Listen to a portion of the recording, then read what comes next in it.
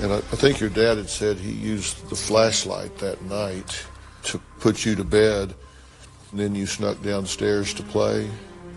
Yeah, I had some toy that I wanted to put together. I remember being downstairs after everyone was kind of in bed and wanting to get this thing out. Did you use the flashlight so you wouldn't be seen? I don't remember. The flashlight on the kitchen counter, standing erect, gleaming black against the white background of the countertop, was, like so much else, something that seemed to gain significance over time, like the broken open window, like the bowl of pineapple that magically appeared after the Ramseys went to bed, like the kidnappers not calling at the 10 a.m. deadline, like the backpack in John Andrews' room. All of these items went unmentioned at the time, only to become hugely significant signs of an intruder afterwards. I mean, you didn't have Patsy saying, wow, what's that bowl of pineapple doing there, to the victim's advocates or to Linda Arndt in the hours that went by during the kidnapping phase.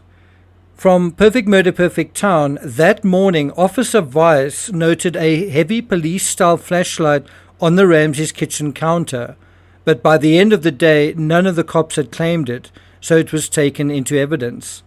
It's really fascinating studying Patsy's response to questions put to her on June 23rd, 1998, about the flashlight. I got nightmares in my head, I fear. Thoughts build up until I can't feel. My mind fills up into a creature, and it haunts me somewhere much deeper. I got nightmares in my head, I fear. Hello and welcome to True Crime Rocket Science, the most authentic voice in true crime. Now, we are taking this whole narrative about the lights, from the lights to the flashlight. And it's this whole idea of, are we being gaslighted, I guess, in terms of this evidence or not? And so let's go back to Perfect Murder, Perfect Town. Patsy was shown a photo of the flashlight that had been found on the kitchen counter, which detectives surmised might have been used in the blow to JonBenét's head. Now, I must say, I don't actually believe that is the case.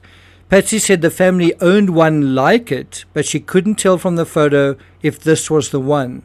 Patsy was not only vague, this is important, Patsy was not only vague about the flashlight, and that's what Steve Thomas felt about it, but coy and charming, even flirtatious, her eyes wide and her head cocked to one side. And it really is a pity that we can't see this part of the, because it was recorded on video, this part of the interrogation, to get a real sense of what Patsy sounded like, looked like, while this topic of the flashlight came up.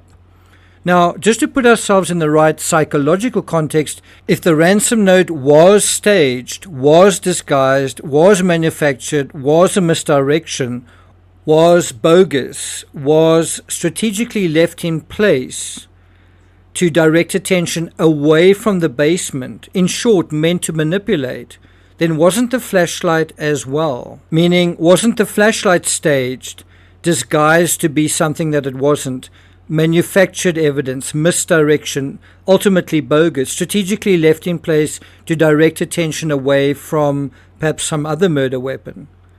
And this is a tricky question, especially if Patsy didn't write the note, especially if this flashlight didn't belong to the Ramseys. But to get a sense of the smoke and mirrors, even if there are smoke and mirrors, let's have a look at the flashlight and how Patsy responds to questions about it. Before we get to that, if you haven't subscribed to the channel, please do.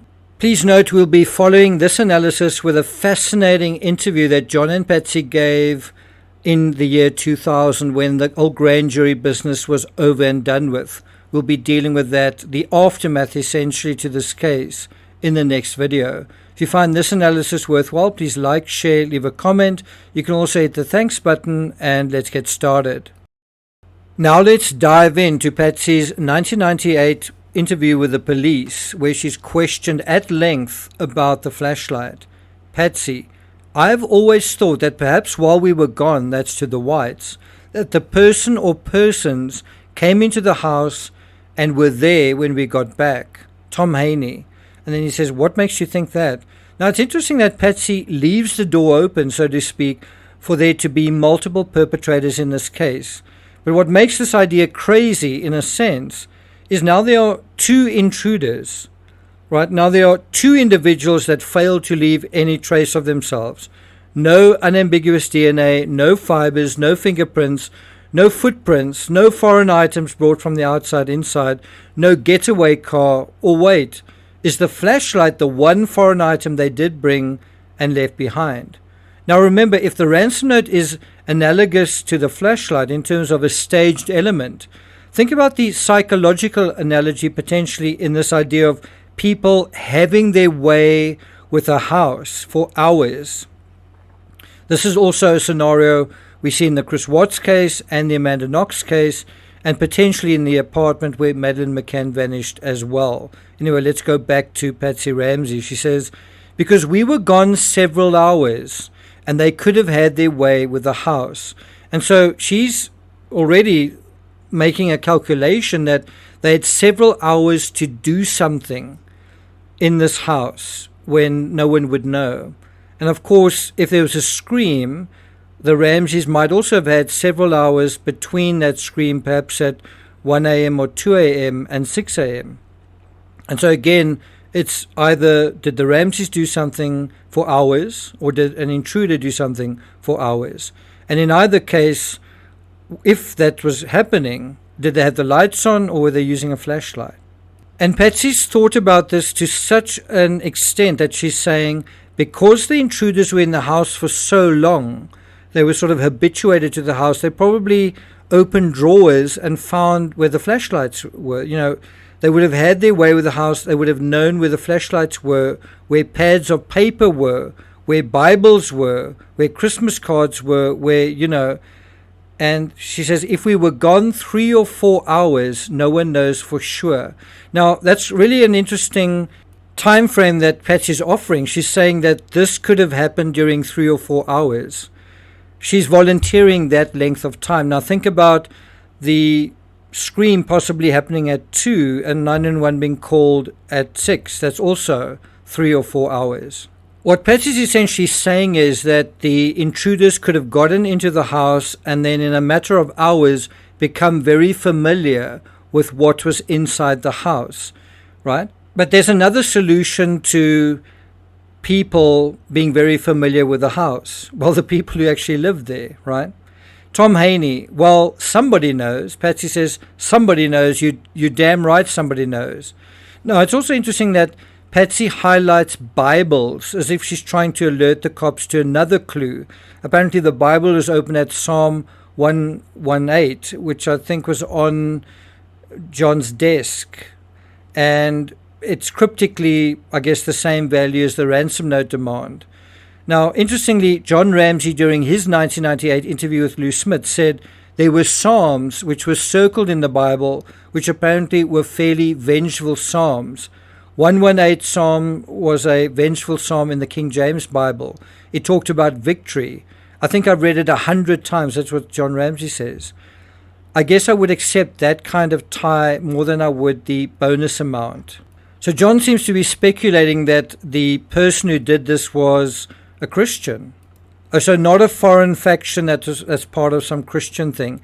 During CrimeCon last year, John Ramsey said 118 had a meaning to the killer. It was a message. What do you mean? John says, well, was it a biblical message? That biblical message, what is it actually? John Ramsey, well, in the psalm, and I can't recite it, but one of the sentences is saved by the cornerstone, SBTC. Well, if you go and read it, that is not, those words saved by the cornerstone aren't in there. Now, between the movie quotes and Bible verses, the ransom note writer clearly wanted analysts chasing their tails, trying to make sense of it until Kingdom Come. And some people have got lost in that particular rabbit hole. The way to make sense of the ransom note, though, is more broadly, what was it meant to achieve? And I think we've got to ask the same about the flashlight and the same with the duct tape. Now, also note, if there were people in the house furtively skulking around, what is the obvious first question we've got to ask? Let me say that again.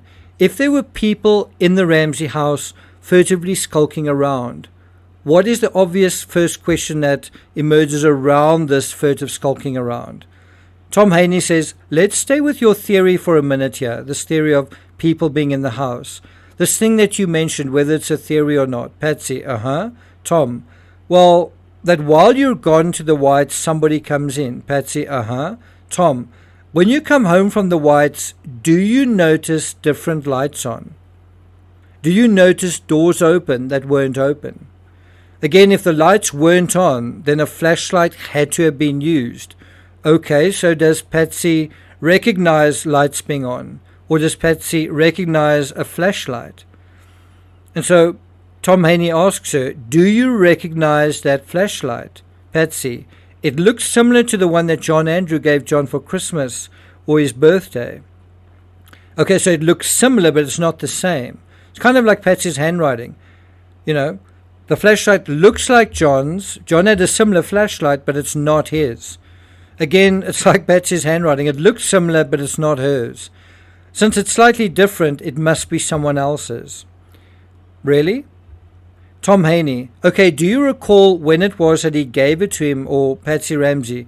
Not exactly. So, I mean, there would be a way to establish this. You could literally find out when this item was purchased, where it was purchased from, the amount, and then do a cross-reference and find exactly the kind of model and cross-reference that. But Patsy can't remember. Patsy says, although it looks kind of dirty there, I mean, if I remember, Tom Haney, it looks different. Patsy, yeah. Trip to Muth. Okay, describe how it looks different. Patsy says, well, the one that I remember John having was pretty slick black, you know, and that looks smudgy or grey or something. Demuth. Okay, well, that's been processed, so it has been changed. Patsy, oh, okay. There you get a sense of Patsy's attention to detail. Trip to Muth, or perhaps overthinking certain things. Other than that, do you notice any differences? Patsy Ramsey, yes, I do notice other differences. Now, the only reason the flashlight looks dirty is because it's covered in fingerprint dust. Take that away, and doesn't it become the Ramsey's flashlight again? Demuth, that's similar to the one that John Andrew gave John. Patsy, yeah, Demuth, and I think last time when you were here on last April, that's 1997, Patsy Ramsey says, you said where that was stored. And so in the intervening period, in the year that has passed, the investigators have checked the drawers and made sure. Patsy Ramsey, And I wanted to clarify that a little bit. Do you remember where it was stored? Patsy, well, the best I recalled, it was in one of those junk drawers there in the bar area. Patsy, right, yeah, one of those drawers. Demuth, one of the drawers that's depicted in photograph 380, yeah.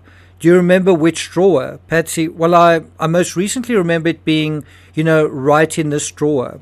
It's quite a good memory Patsy's got, 2 years after the fact. Demuth, the drawer that is open? Demuth, and that's the wet bar that's by the spiral staircase, right? Patsy, right. Demuth, okay, now looking at photo 380, you don't see a flashlight in there, right? Now, apparently, there's a drawer open in the kitchen, which is where they typically left the flashlight. Now, doesn't that mean they got the flashlight out of the drawer? Or I suppose you could say the intruder got the flashlight out the drawer. That's quite a big house to actually find the flashlight. Anyway, Patsy says correct. Demuth, okay. Patsy, where was this flashlight found? Demuth, now that's actually an incredible question. Patsy's saying, where was this flashlight found?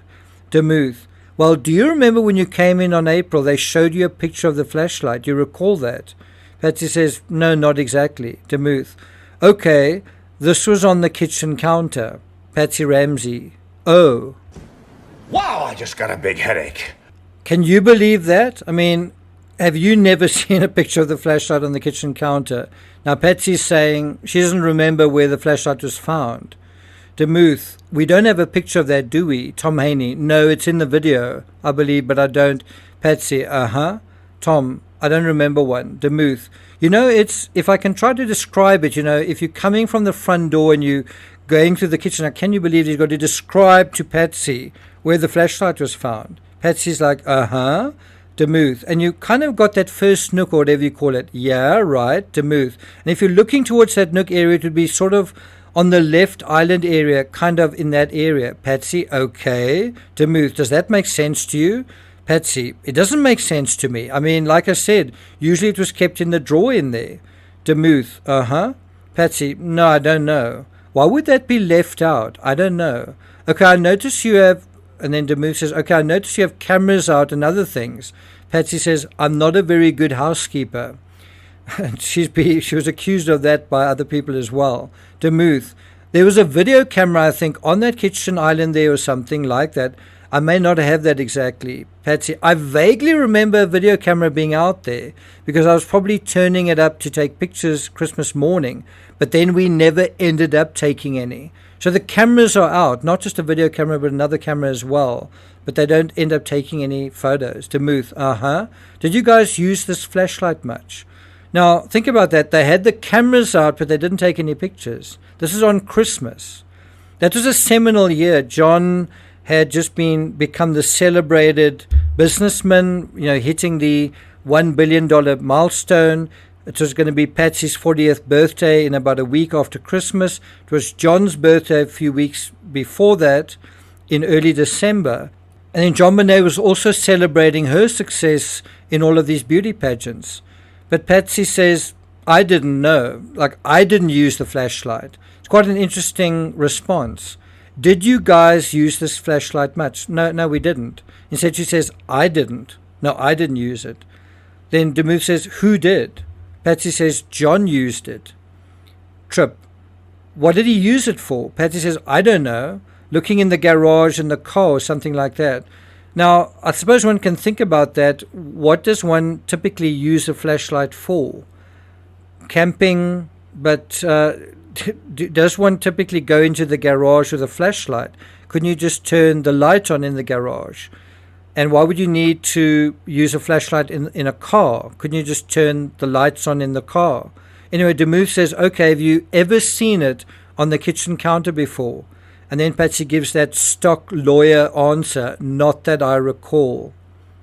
You really think that Patsy doesn't remember it being there? Anyway, Demuth goes on, would it have struck you as unusual, or would that not be outside the realm of possibilities given the habits of the family? Patsy, it seems like it would have been unusual to have made it all the way into the kitchen, because usually if somebody was using the flashlight, John was looking. Now it's interesting that she says, usually if somebody was using the flashlight, they were, right?